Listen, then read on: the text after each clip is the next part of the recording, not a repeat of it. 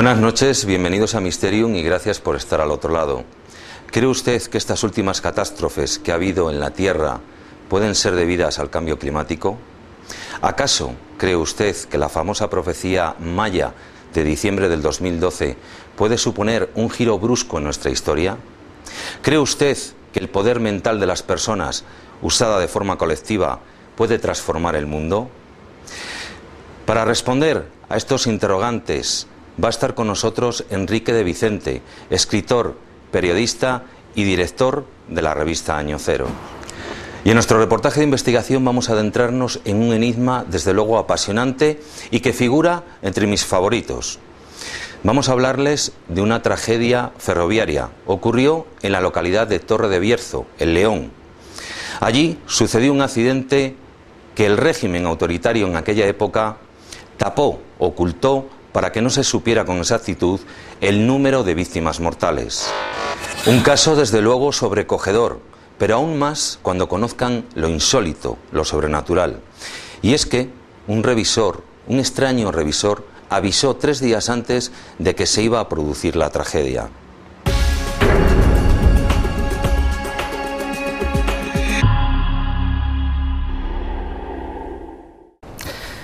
Escritor, director de la revista Año Cero, una auténtica referencia a nivel internacional con todo lo que tiene que ver con el mundo del misterio y una leyenda viva del periodismo de investigación.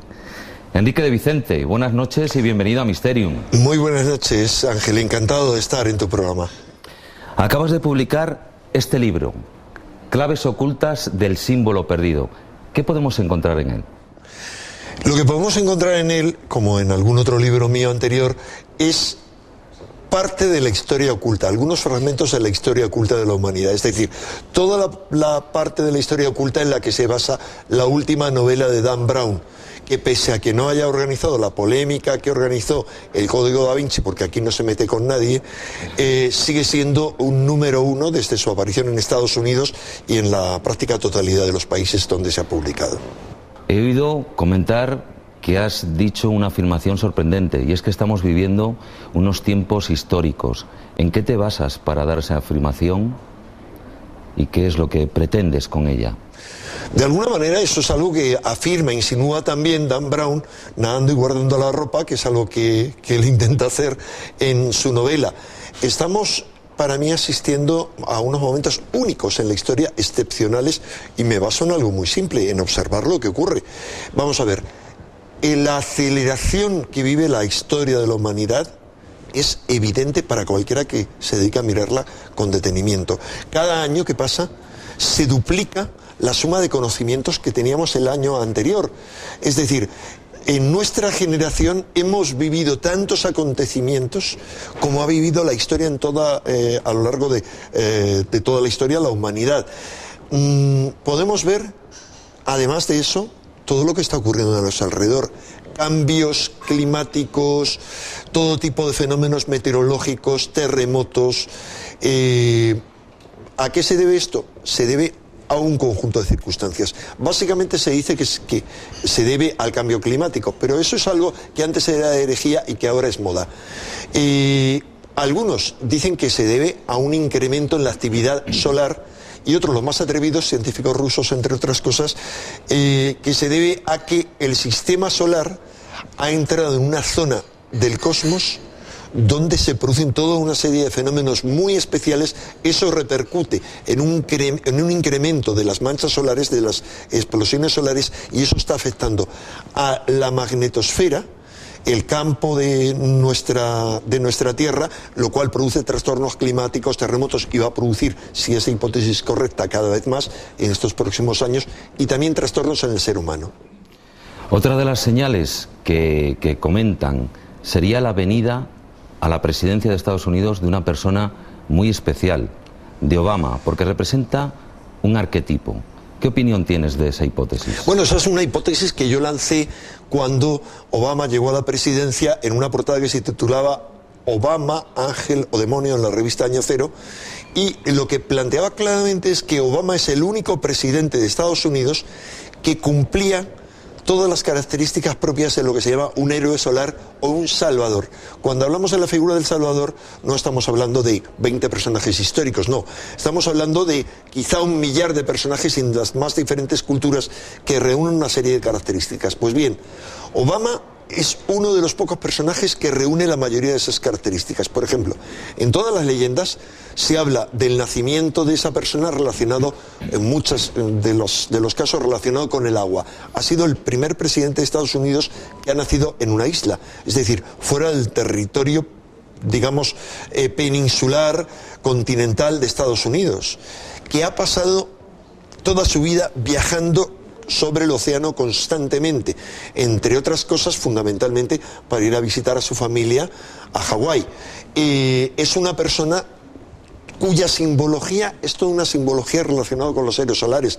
Recordemos que además de que la palabra, que era su eslogan, era Hope, esperanza, su sello era un emblema circular, 2 círculos concéntricos y a su vez un círculo en el centro que era el sol. Y abajo sobre él era un sol emergiendo sobre un territorio, una tierra, una nueva tierra que era la bandera de Estados Unidos. Es decir, un símbolo solar más puro que ese es imposible encontrarlo. Era un héroe solar, lo que pasa es que para mí, con el tiempo y con el peso abrumador del poder, de las presiones brutales a las que se ve sometido y de su propia herencia genética, no olvidemos que su padre es un musulmán, se ha convertido en un héroe lunar. Yo creo que ha tenido demasiados incidentes en su vida. Uno de ellos, por cierto, es esa penosa conferencia o discurso que dio en la Universidad del Cairo, en la cual se veían emergiendo los genes de su padre, justificando ese ninguneo al que se somete a la mujer dentro de los países musulmanes, y son países que yo visito más que ningún otro, y soy un admirador de países como Egipto, pero el ninguneo al que se somete a la mujer para mí está fuera de toda negociación. Al igual que la libertad humana, está fuera de toda negociación. No podemos dar ni un paso atrás. A la mujer ha estado a punto de emerger de nuevo tras ser sometida durante milenios. Cada vez que ha intentado emerger, como cuando las sufragistas, vino una guerra, la machacó y la hizo otra vez arrodillarse. Y ya no puede arrodillarse más. En este momento no. Y en este momento el ser humano no puede arrodillarse más. Y hay solo 2 posturas. O estás con el cambio, o estás con el sistema establecido y con el poder. Obama ha tratado de estar a mitad de camino. Y está claro ya qué partido ha tomado.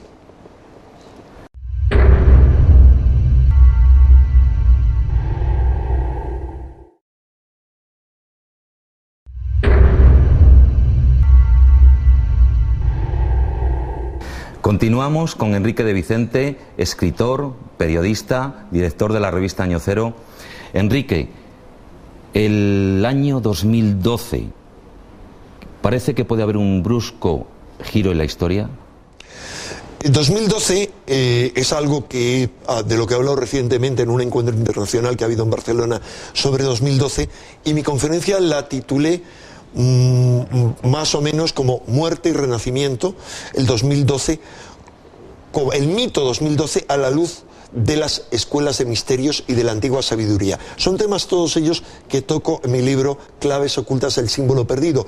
Cómo hay una antigua sabiduría en el origen de los tiempos, procedente de seres de fuera de este planeta que bajaron aquí con la esperanza de acelerar la evolución de los antropóides que vivían aquí, porque vieron que el hombre de Neandertal tenía una capacidad, su cerebro tenía una capacidad, y era posible establecer un vínculo, un puente con otras realidades, con otros mundos. E intentaron acelerar esa evolución y dieron una serie de pasos. Uno de los últimos pasos que podemos recordar es la creación de las escuelas de misterios en Egipto, en Sumer, etc. Eran escuelas en las que la gente se iba a iniciar. Tenían todo un proceso de aprendizaje, de enseñanza, y ahí recibían esa antigua sabiduría heredera de esa sabiduría que trajeron los vigilantes celestes para acelerar la evolución del ser humano. Bien, a partir de eso ha habido todo un transcurso histórico. Ese transcurso histórico ha llegado a su fin. En el que siempre han intervenido esos seres. En ocasiones no han podido intervenir por circunstancias cósmicas. Si quieres, luego hablamos de por qué esas circunstancias cósmicas, porque tienen que ver con la que estamos viviendo ahora. Resulta que ahora hablar de 2012 como un fin del mundo es un absurdo. Y el hablar de 2012 en sí es un mito, porque ya acaba el calendario maya. Pero realmente lo que ocurre es que sin más un símbolo. Estamos viviendo ya eso. Estamos viviendo unas circunstancias cósmicas diferentes, en las cuales puertas que se cerraron en el pasado, puertas cósmicas, se están abriendo, porque se está realineando la Tierra dentro del universo. Y ahora estamos abiertos a cualquier posibilidad. Cualquier posibilidad no significa para nada que vengan tíos de otros planetas aquí a solucionarnos la papeleta, no. Somos nosotros los que tenemos que solucionar la papeleta. Los seres humanos, todos los que vivimos en esta Tierra. La Tierra es un campo de batalla, lo ha sido siempre y ahora lo es más que nunca. Es el momento en que decidamos si queremos estar con la luz, con el despertar, con la evolución y con la libertad, o con la esclavitud, con la dormición, con el estado de zombificación al que nos llevan y con quedarnos en nada. De nosotros depende, de cada uno de ustedes depende saber cuál es su elección para estos tiempos cruciales. En tu última obra, aparte del 2012, también hablas de las ciencias no éticas. ¿Qué son y por qué las das tanta importancia?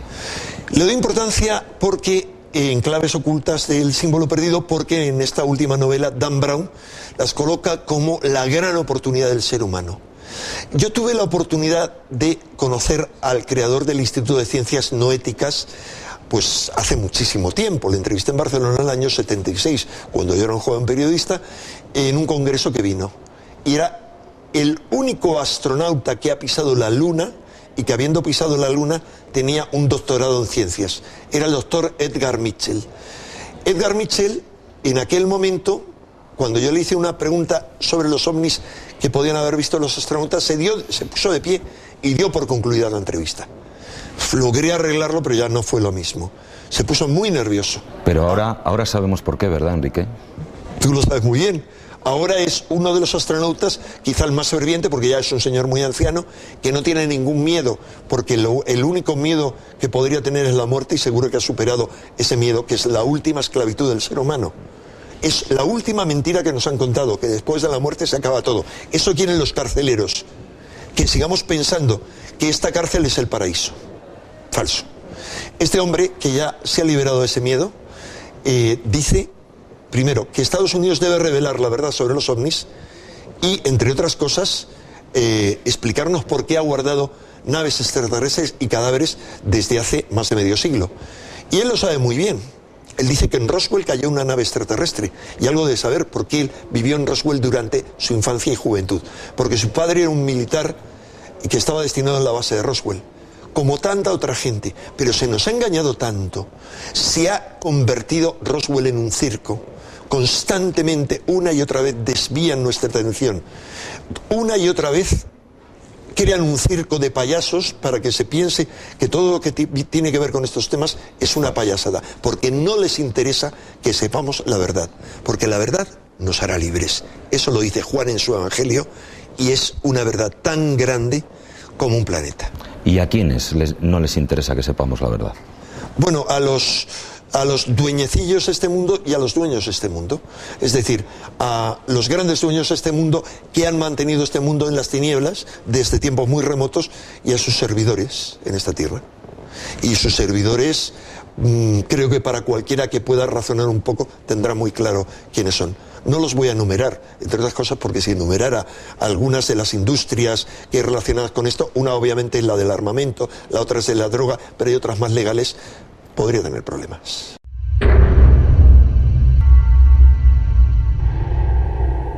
Desde luego, sorprendentes las afirmaciones que nos está realizando el escritor y periodista Enrique de Vicente.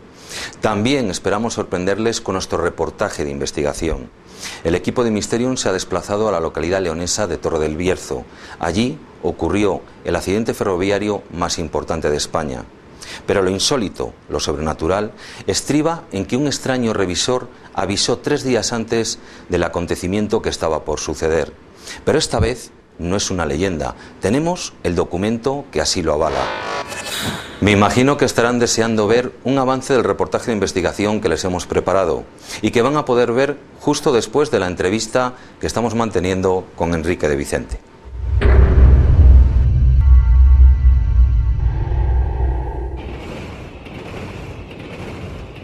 el expreso 421 se acercaba como un caballo desbocado hacia la estación de Torre del Bierzo. En esta estación se encontraba un tren de carga maniobrando con 3 vagones de carbón procedente de una mina cercana. Cuando se hallaba en el interior del túnel número 20, recibió por detrás el impacto del expreso, que lo lanzó 50 metros fuera del túnel. La tragedia aún no había concluido. En dirección contraria se acercaba un tren de mercancías que inevitablemente chocó contra la locomotora de carga que había salido disparada. Dentro del túnel, hoy desaparecido, quedaron atrapados la locomotora del expreso y 5 de sus vagones con todos sus pasajeros. Inmediatamente después del accidente se produjeron grandes llamaradas dentro del túnel, avivadas además por ser los vagones de madera y por tener alumbrado de gas.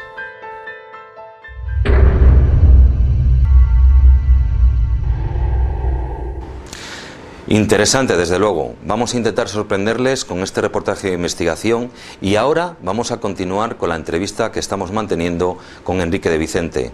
Les aseguro que sus afirmaciones no le van a quedar indiferente.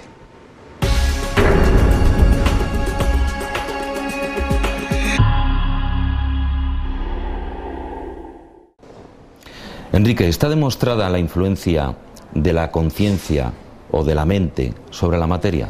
Sí, ese es justamente uno de los objetivos de las ciencias no éticas. Yo antes me he ido por los cerros de Úbeda y no te he contado que Edgar Mitchell, cuando estaba en el espacio, hizo experimentos de telepatía desde el espacio y él vio la Tierra... De forma privada, sin comunicarlo a la NASA. Sí, de forma ¿verdad? privada, no pidió autorización, lo hizo, pero luego eso se hizo público y además la NASA tampoco tenía problema porque había hecho, tanto los rusos como los americanos habían hecho experimentos desde el espacio.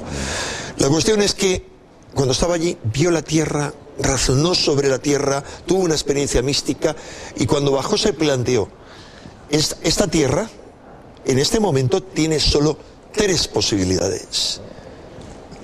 A grosso modo, una, por el camino que vamos, nos autodestruiremos, antes o después, pero como civilización nos autodestruiremos, porque somos unos seres demasiado primitivos, dotados con una tecnología demasiado poderosa y con capacidades autodestructivas.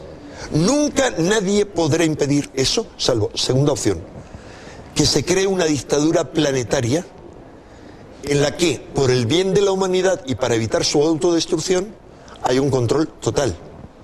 Pero pese a eso nadie podría impedir, no ya que una nación, como hoy en día el eje del mal, el auténtico y el falso, lo que ellos inventan con tanta mentira que nos cuentan. Hay que distraer la atención, ¿no? Claro, y distraer o crear leyes antiterrorismo, fomentando, como esos sueños del mundo fomentan el verdadero terrorismo, a todos los niveles. Y todos los terroristas, sin excepción, son los peones, los esclavos, más esclavos de esos dueños del mundo, a los que creen combatir, pero mentira. Les están haciendo un buen servicio. Gracias a eso se establecerán leyes más restrictivas cada vez y para salvarnos podría establecerse una dictadura planetaria. Es una opción lógica, ecologista, diciendo vamos a salvar la Tierra, pero seríamos esclavos. ¿A dónde quedaría la libertad humana? ¿A dónde quedaría el espíritu humano? El espíritu humano es algo muy real, por mucho que se nos haya negado. Y el espíritu humano no solo nos impulsa a la libertad, y ese es el sendero que han seguido todos los seres que han tratado de impulsar la evolución sobre esta tierra, y de ello hablo en mi libro, de la historia de algunos de esos seres, sino que además de eso, en este momento hay la posibilidad de un salto de conciencia, de una transformación del ser humano. Esa sería la tercera opción, ¿verdad? Esa es la tercera opción. Que haya lo que él dice una metanoia, una transformación en la forma de ser, en la mente del ser humano. Y esa posibilidad es la clave del símbolo perdido de la última novela de Dan Brown, que la mente individual y colectiva tiene una capacidad creativa brutal y es capaz de hacernos como dioses, no Dios con mayúscula, sino como los dioses que visitaron la tierra en el pasado y de las que nos hablan todas las mitologías, que es una realidad palpable para cualquiera que haya estudiado antropología y que vea que si hay tanta similitud entre tantas culturas tan aisladas entre sí, si todas señalan como cunas de esos dioses a determinadas estrellas y constelaciones, algo debe haber. Esa tercera opción es lo que el se dedicó a estudiar con las ciencias no éticas. Y lo que yo llamo en mi libro la revolución no ética es utilizar todas esas potencialidades que hay en el ser humano para llevar a cabo una revolución interna, una revolución psíquica que nos transforme, que nos cambie. ¿Podemos hacer eso solo sin ayuda? No, pero es que en este momento hay una ayuda excepcional. Hay en este momento una energía, un cambio el que está llegando a la Tierra, que esa energía aceleradora, esa es una teoría, pero una teoría que yo defiendo fervientemente. Y se va a ver si es cierto o falso en los próximos meses y en los próximos años. Si hay esa energía tiene dos opciones. Incrementar lo malo que hay en nosotros, toda la oscuridad, todas las tinieblas, en lo individual y en lo colectivo van a emerger. La sombra del ser humano, lo peor del ser humano, va a salir cada vez más a la luz. Todas las mentiras que nos han hecho a lo largo de toda la historia van a ir emergiendo y van a quedar desenmascarados todos los seres humanos. La otra opción es que para cualquier transmutación alquímica se necesita una energía máxima. ¿Para qué? Para que un elemento pegue un salto y se transmute, para que el plomo se transmute y se transforme en oro. Esa es nuestra opción y es la única opción válida para este planeta y para la humanidad. ¿Y de qué forma se puede realizar dentro de una colectividad? Porque el poder del pensamiento colectivo puede transformar el mundo, Enrique. Totalmente. De eso hay pruebas suficientes, doy algunas en mi libro, Claves ocultas del Código Da Vinci, como temas que tú conoces muy bien, el proyecto Conciencia Global, en el cual se ha demostrado mediante ordenadores instalados en todo el mundo, sobre todo en universidades y bibliotecas, que esos ordenadores percibían cambios en la conciencia colectiva brutales, como por ejemplo en el momento del 11S, 2 horas antes del 11S, habían empezado ya a alterarse de forma profunda, como que se presentía algo. De alguna manera estábamos captando a esos individuos que iban a llevar a cabo ese atentado, o estábamos, en el caso del tsunami, también del gran tsunami que arrasó el sudeste asiático, ¿qué estábamos percibiendo? ¿Las variaciones de la Tierra? O en el caso, por ejemplo, del 11M, también se había producido, o en el caso del entierro de Lady Di, que era un mito, como lo ha intentado ser Obama, como lo era Obama, aunque ya cada vez está cayendo más, pero Lady Di era un mito planetario. También en el entierro de Lady Di hubo una variación. Eso, entre otras muchas evidencias, cuando se hace una meditación colectiva en varios países, se ha notado variación en esos aparatos. Hay demasiadas evidencias de que si el poder de la mente es algo real, el poder de la mente colectiva podría ser brutal si fuésemos capaces de creérnoslo, porque lo más importante es que nos han enseñado que la telepatía o el poder de la mente, por ejemplo para la sanación, es una tontería. Eso les interesa que creamos, porque si somos capaces de creer eso, un ejemplo es El Secreto, un bestseller internacional que recomiendo a cualquiera. Otro bestseller más localizado es El Poder de la Hora. Si leemos libros de esos e intentamos aplicarlos a nuestra vida, nos daremos cuenta de que vivimos en una cárcel de papel y que realmente lo único que hace falta es creérselo, actuar con decisión y romper esa cárcel de papel.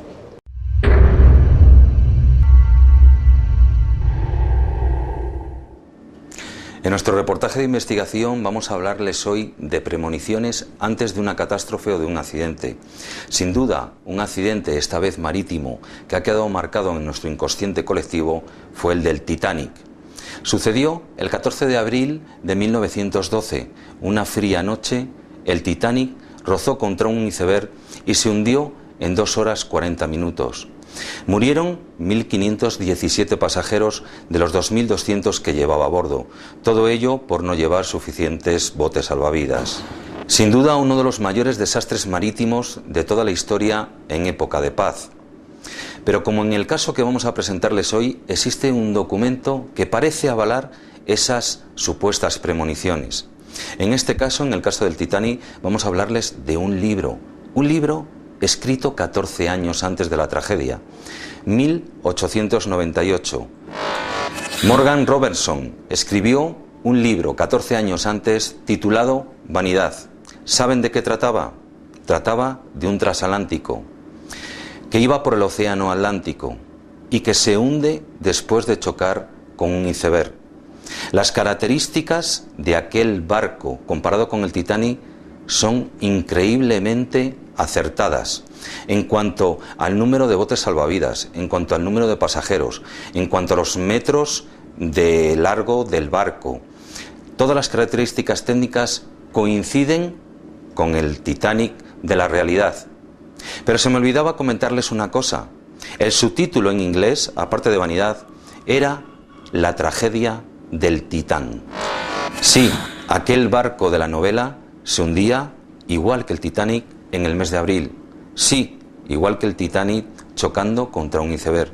Sí, se convirtió en una tragedia porque no había suficientes botes salvavidas para todos los pasajeros. Y el autor de esta novela, Morgan Robertson, la subtituló El naufragio del Titán. Desde luego, sorprendente.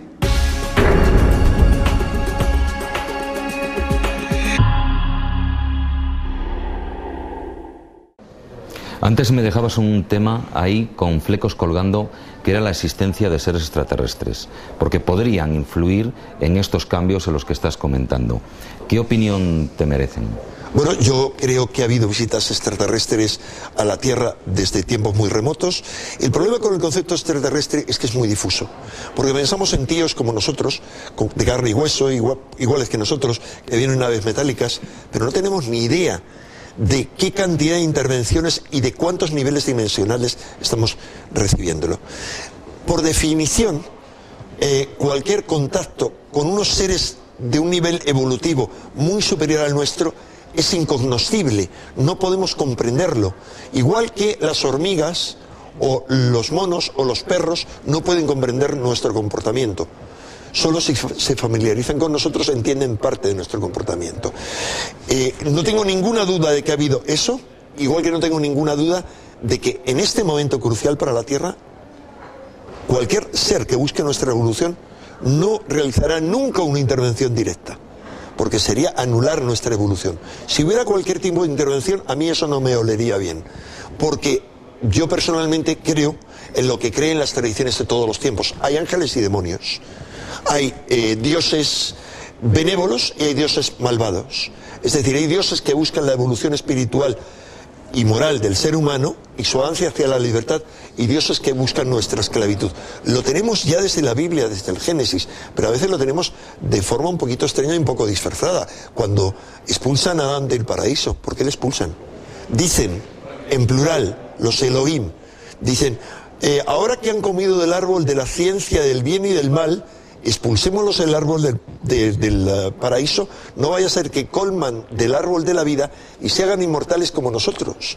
¿Quiénes son esos seres Elohim que dicen como nosotros? ¿Y por qué no quieren que el ser humano se haga como ellos? Sugerente, desde luego. En la última revista de Año Cero analizáis en un artículo o en varios artículos los círculos de las cosechas. ¿Qué opinión te merecen? ¿Quién provoca ese fenómeno? Cuando hablamos de los círculos de las cosechas, pues estamos hablando de cosas muy complejas, que podréis mostrar luego las imágenes, que a veces son de una complejidad extrema, pero que lo más interesante no es su complejidad, muy difícil de hacer en una noche aún por un equipo de especialistas, sino el simbolismo profundo que tienen algunos de ellos, y que además está demostrado que para hacer en una noche eso se necesitaría un equipo de expertos. ¿Y quién paga a esos expertos? Yo creo dos cosas. Una, hay un fenómeno real genuino que nos trasciende y está dando un mensaje a la humanidad. Y dos, ese poder que nos maneja ha pagado a toda una serie de gente, y lo han confesado así algunos de ellos, que estaban recibiendo dinero y obedeciendo órdenes del nivel más superior, para que creen círculos falsos y creen una confusión, como siempre. Es la técnica de la desinformación. Tú sueltas a dos jubilados, como hicieron en su momento, que dicen, nosotros hacíamos círculos viajando de noche, haciéndonos cada noche 300 kilómetros ida y vuelta y regresando a nuestra casa después de haber estado de noche en un campo sin ninguna mancha, porque nuestras mujeres tenían un sueño muy profundo. ¿Quién puede creer semejante estupidez? Se les han hecho un montón de preguntas y dijeron, no sabían contestarlas. ¿Pero qué ocurre? Somos muy tontos. Nos creemos cualquier cosa que nos dicen los medios de comunicación. Ese es nuestro problema. Y me da lo mismo que alguien me llame loco, que alguien me llame crédulo, que alguien me llame estúpido. Me da lo mismo. Solo el tiempo dirá quién tiene la razón. Y lo que yo digo es, ese es un mensaje para la humanidad. y no estamos escuchándolo, como tantos otros.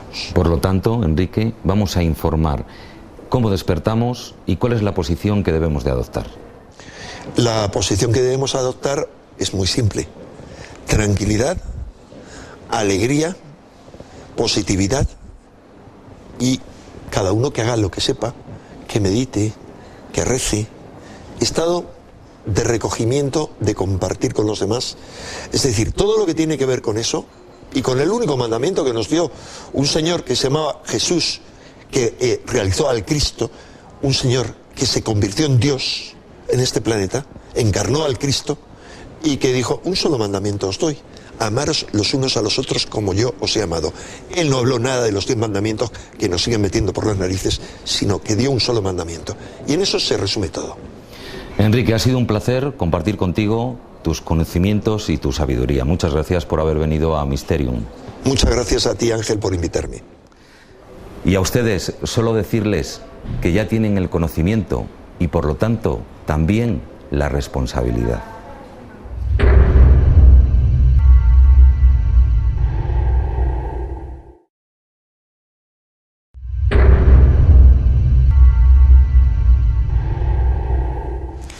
En nuestro reportaje de investigación, el equipo de Mysterium se ha desplazado a la localidad leonesa de Torre del Bierzo para adentrarnos en un reportaje desde luego apasionante. Quédense con una fecha: 3 de enero de 1944. Sucede un accidente en la localidad leonesa de Torre del Bierzo. El tren 421, que hacía el recorrido de Madrid a La Coruña, se estrella en el túnel número 20. 5 vagones y la máquina quedan atrapadas dentro del túnel. Envueltos en llamas y en humo, las escenas debieron de ser espeluznantes y dantescas. Un halo de silencio instauró el régimen autoritario que había en España en aquella época. Nunca se conoció con exactitud el número de víctimas mortales. Algunos estudiosos aseguran que se abre un abanico entre 250 y 1000 personas fallecidas. Desde luego, una tragedia ferroviaria la más importante que ha habido en la historia de España. Pero vamos a mostrarles algo más, algo insólito, algo sobrenatural. Y es que un extraño revisor avisó 3 días antes del accidente que estaba por suceder. Pero esta vez no es una leyenda, tenemos el documento auténtico que así lo avala, un auténtico expediente X, una sorprendente premonición. Les dejo con un reportaje de investigación apasionante: El revisor fantasma.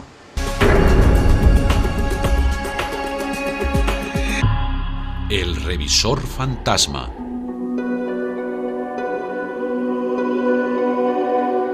Imaginamos que usted habrá oído hablar de personas que tienen sueños premonitorios y que son capaces de intuir una tragedia antes de que ésta se haga realidad. A lo largo de la historia, son numerosos los casos registrados de individuos que, bien a través de sueños o de visiones, han sentido una tremenda angustia al ser advertidos de unos trágicos hechos que irremediablemente se convertían en realidad en un futuro, para desgracia de los propios involucrados. Más extraño, si cabe, son las advertencias efectuadas por extraños personajes que han advertido de los peligros en un vis a vis a las futuras víctimas. Es bien conocida la famosa historia de la chica de la curva, quien con aspecto desaliñado es recogida por un conductor en su vehículo en una noche solitaria y, transcurrido parte del recorrido, le dice que tenga prudencia en la próxima curva, ya que ella falleció en ese mismo lugar en un accidente de tráfico algunos años atrás. Cuando el conductor se vuelve, después de digerir esas palabras, la chica ha desaparecido como por arte de magia.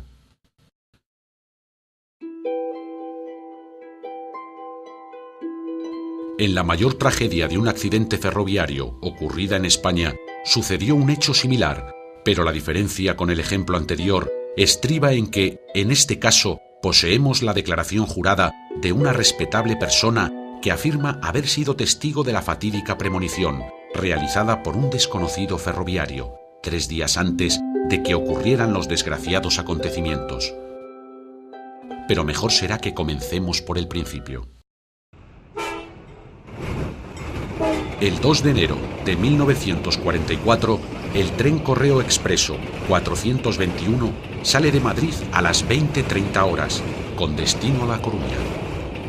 Se componía de 11 unidades, yendo en cabeza el furgón y tras él 2 coches de correo, un coche de primera clase, un coche bar y un coche mixto de primera y segunda, y en cola 4 coches de tercera. Según el Norte de Castilla, el martes 4 de enero de 1944, el tren, por ser día de regreso de las vacaciones de Navidad, iba abarrotado de gente. Se calcula alrededor de unas 1.200 personas, con los viajeros ocupando los pasillos e incluso las plataformas. Llegó a Valladolid a las 7:45 horas, donde acumulaba ya un retraso de 1 hora y 10 minutos, para continuar viaje a León y posteriormente hacia Astorga, donde seguiría acumulando demora, ya que al coincidir la feria de Bembibre, el trasiego de viajeros era aún mayor que otros días y los revisores no daban abasto con el descontrol de la gente que viajaba sin billete.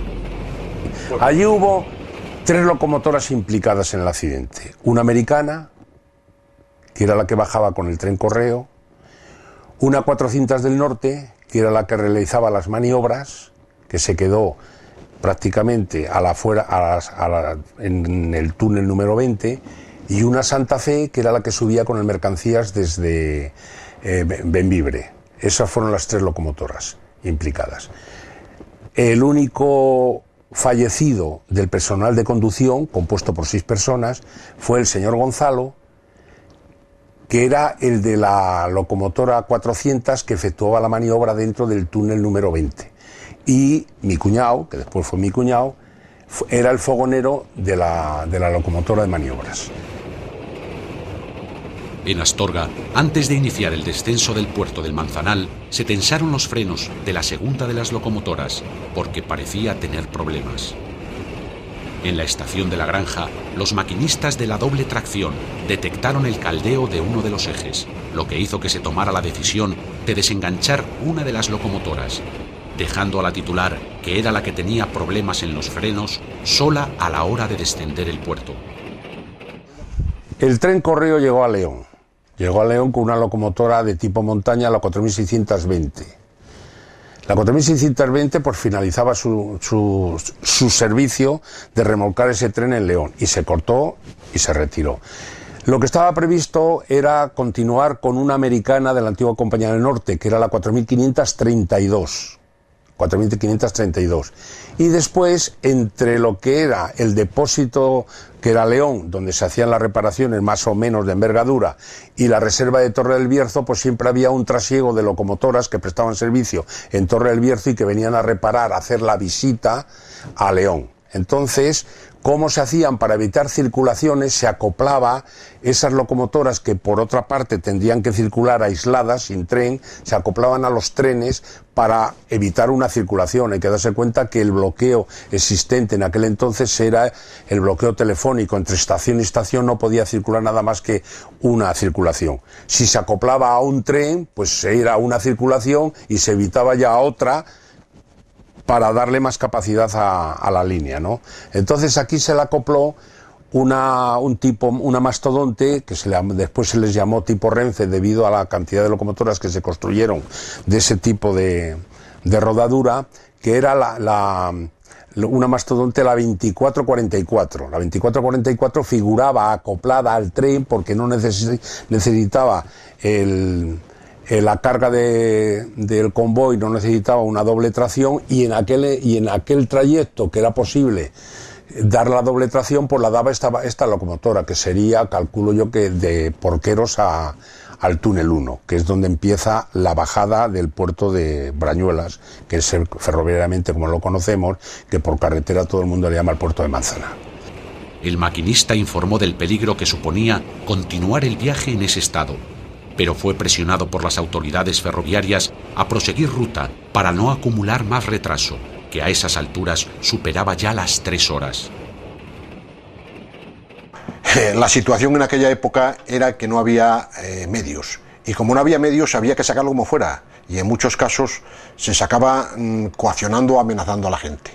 El hecho concreto es que en el accidente de Torre, el maquinista titular del tren el señor Navero no quería salir de la granja porque no tenía suficiente freno y fue prácticamente coaccionado, obligado a salir, diciéndole que a 10 kilómetros o 12 que quedaban, que pues, aunque fuera despacio, que bajase. Pero realmente es que sabía que no tenía suficiente potencia de frenado el tren. La tragedia estaba servida. El tren fue incapaz de frenar en la estación de Albares y siguió ganando velocidad a medida que descendía el puerto del Manzanal. Coge la bajada y es una bajada de 20 milésimas. 20 milésimas son 20 metros por kilómetro, lo que baja la vía, que para ferrocarril ya es bastante, ¿no? Y llega a la estación de La Granja, y en la estación de La Granja ya tuvieron dificultades para parar. ¿Cómo pararon? Pues utilizando el contravapor las dos locomotoras, que quiere decirse que parando, o sea, volviendo los tiempos de trabajo en el cilindro de la locomotora hacia atrás, ya pararon así. Habitualmente también se paraba muchas veces, cuando había dificultades se paraban, pero en aquel entonces también lo hicieron así. Con tan mala suerte que la locomotora que iba en primer lugar, la 2444, se le calienta un eje bisel. ¿A qué llamamos el eje bisel? Aquellos dos ejes pequeñitos que van en la parte delantera de la locomotora de pequeño diámetro, que son los que inscriben la locomotora en las curvas. Se calienta un cojinete, que eran de fricción, eran cojinetes de bronce con metal antifricción, se le calentó. Como consideraron que no podía llegar hasta Torre, lo que se hizo fue apartar la locomotora esa a una vía para que continuase el tren con una sola máquina, puesto que no necesitaba más. El problema fue de que el freno no respondía con la eficacia que debía de hacerlo. El expreso 421 se acercaba como un caballo desbocado hacia la estación de Torre del Bierzo. En esta estación se encontraba un tren de carga maniobrando con 3 vagones de carbón procedente de una mina cercana. Cuando se hallaba en el interior del túnel número 20, recibió por detrás el impacto del expreso, que lo lanzó 50 metros fuera del túnel. La tragedia aún no había concluido. En dirección contraria se acercaba un tren de mercancías que inevitablemente chocó contra la locomotora de carga que había salido disparada. Dentro del túnel, hoy desaparecido, quedaron atrapados la locomotora del expreso y 5 de sus vagones con todos sus pasajeros. Inmediatamente después del accidente se produjeron grandes llamaradas dentro del túnel, avivadas además por ser los vagones de madera y por tener alumbrado de gas. Yo tenía una hermana en León, con familia, con unos tíos, y la de allí eran unos días que vendría a Torre a pasar los Reyes con mis hermanos, mis padres y conmigo. Y yo fui a esperarla, pues unos minutos antes de bajar el correo.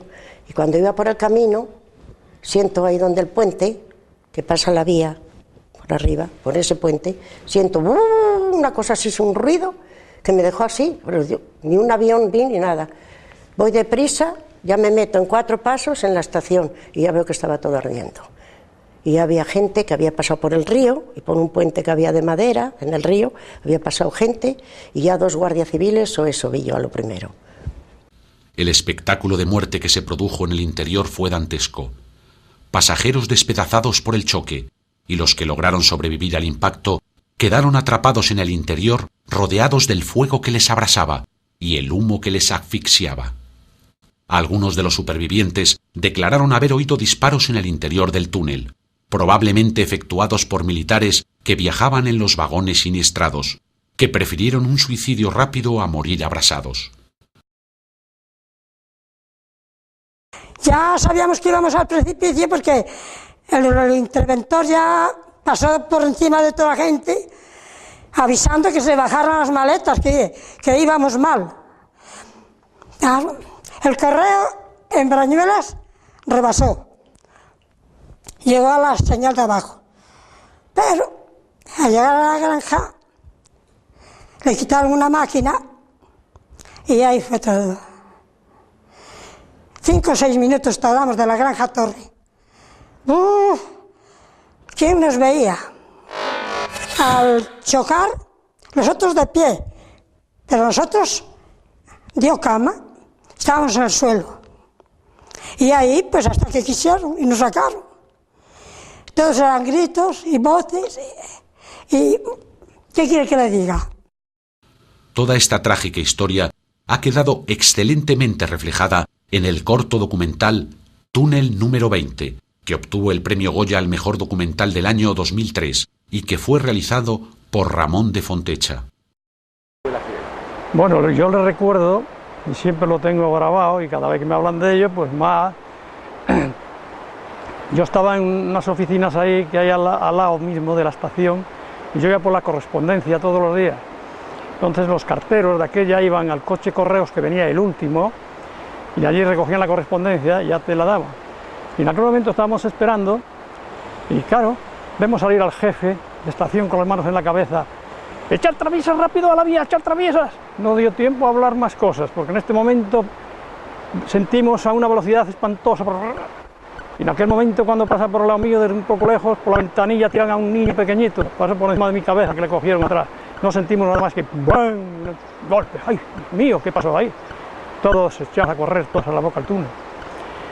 Entonces empezaron a venir luego ya soldados y guardias y la gente del pueblo que iba allí. Y de momento nada, luego empezó a salir humo, una humarera por el túnel, ¡ay Dios mío! Entonces empezaron, porque encima había unas balsas de agua, a romper las tuberías y todo eso, pero claro, no hacían nada porque el fuego estaba en cabeza del tren.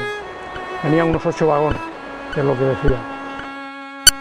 Es más que probable que nunca se conozca el número exacto de víctimas que produjo el accidente, ya que el secretismo imperante en aquella época, por motivos políticos, evitó que se conocieran los datos exactos. El régimen solo reconoció un balance final de 84 muertos, mientras que el inglés John Marshall, autor del libro Rail Facts and Feats, abre un abanico entre 500 y 800 muertos, situándolo como el tercer accidente ferroviario más importante del mundo, si bien los estudiosos cifran el trágico número en unos 250 muertos. Yo voy a decir, o sea, lo que yo después he podido leer, lo que te comentaba anteriormente, ¿no? En la Galería Jarros de Londres había un libro que lo pude ojear, y se trataba de los mayores accidentes ferroviarios que habían surgido en el mundo y hablaba de 187 muertos, ¿no? Es posible que fuesen más, pero no tampoco aquella cifra tan abultada que se llegó a hablar de tantos, puede ser pasasen de 200, eso estará a la línea por a lo mejor 220, 230 más o menos. Hay que darse cuenta que las fechas eran las que eran, estaban próximas a Reyes, habían pasado esto las Navidades y fin de año y el movimiento de personal era pues superior a lo habitual, ¿no? También hay que tener en cuenta de que no todo el mundo que viajaba en aquel entonces llevaba el título de viaje, el billete, sino que iba pues de polizón.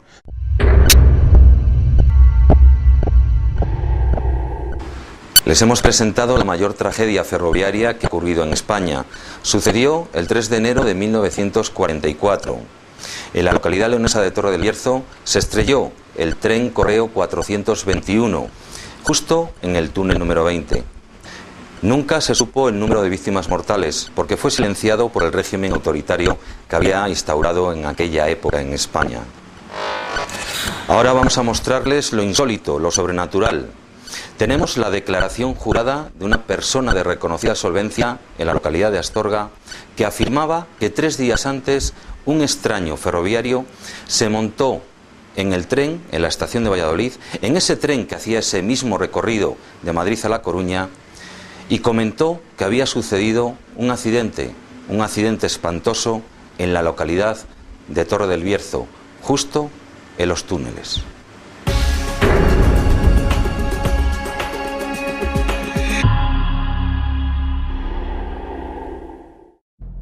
Pero lo más singular y extraño de esta desgracia es que quizás se pudo haber evitado si alguien hubiera tenido en cuenta la advertencia que un extraño ferroviario hizo 3 días antes de que sucedieran los hechos. El día 9 de enero de 1944, Pablo Herrero, persona muy respetada y reconocida a solvencia en la ciudad de Astorga, se presentó en la comandancia de la Guardia Civil de esta encantadora población para realizar la siguiente confesión. que habiendo montado como viajero a las 17 horas aproximadamente del día 31 de diciembre último en el departamento de Segunda del tren expreso 405 en la estación del norte de Madrid, en cuyo departamento venían otros varios viajeros, y al llegar sobre las 23:30 a la estación de Valladolid, penetró en aquel departamento un ferroviario, portando una cesta, que supone servía para llevar la merienda, y un capote de ferroviario, teniendo aproximadamente la edad de 40 o 50 años, el que dijo a los viajeros que en la estación de Torre y en los túneles había ocurrido un accidente muy grave, y como en dicho departamento viajaban personas que se dirigían a Galicia, quisieron cerciorarse de si era un hecho real, por lo que le preguntaron si en efecto estaba seguro de que había ocurrido tal siniestro. Contestando que no podía asegurarlo, pregunta esta anterior hecha con el objeto de apearse en León o en Astorga en caso de confirmarse el accidente. Estos hechos los ponía en conocimiento de las autoridades, ya que el accidente sucedió apenas 3 días después de la profética advertencia, para que se practicasen las diligencias oportunas, ya que en Valladolid se ubicaban los talleres de Renfe, por lo que se sospechaba que el intuitivo ferroviario podría pertenecer a ellos. Así consta en el acta que obra en nuestro poder, firmada por el primer jefe don Rafael F. de la Vega y Soto, sellada en la 11ª Comandancia de la Guardia Civil. Se iniciaron las oportunas diligencias para intentar esclarecer los hechos, ya que todo apuntaba a que el hecho de conocer la existencia del accidente cercana a las fechas en las que se produjo podía implicar a este ferroviario en algún acto de sabotaje programado que se hubiera intentado realizar contra el expreso.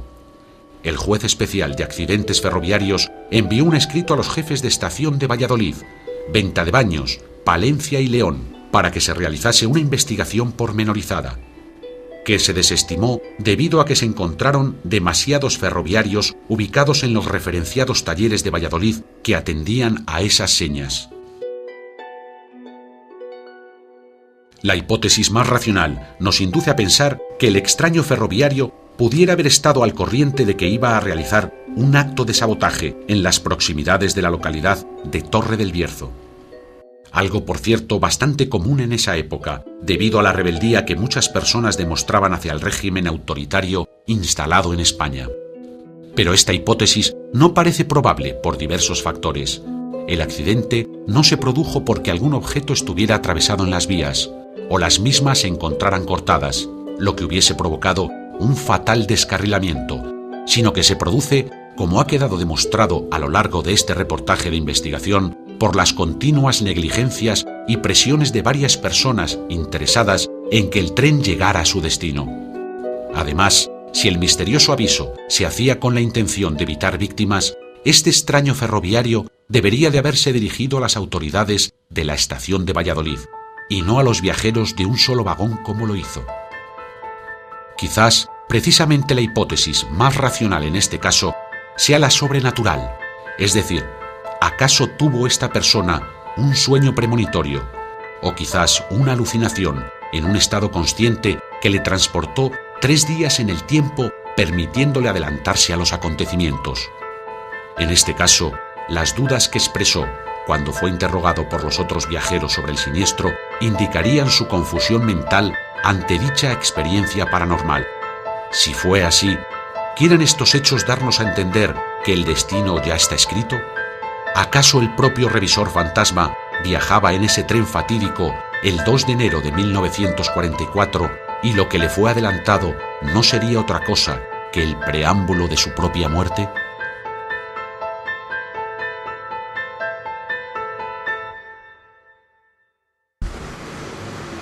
Espero que el programa de hoy les haya agradado.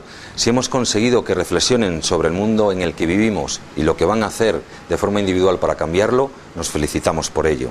Si además les hemos descubierto un reportaje apasionante, El revisor fantasma, y han conseguido reflexionar sobre si el destino ya está escrito, nos congratulamos por ello. Buenas noches, gracias por estar al otro lado y por favor, reflexionen. ¿Quién se esconde detrás del telón de este teatro de lo absurdo?